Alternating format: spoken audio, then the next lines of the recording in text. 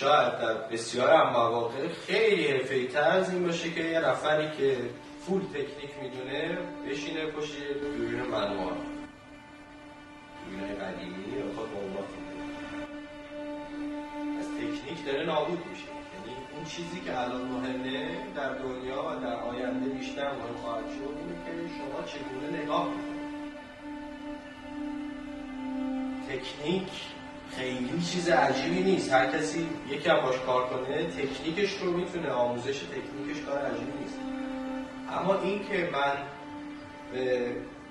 سوژه چجوری نگاه بکنم، چجوری شاتمو ببردم، مثلا چه چیزی سوژه است، کجا با عکس بگیرم که اون عکس بزرگی بشه، اینا به مدل فکر من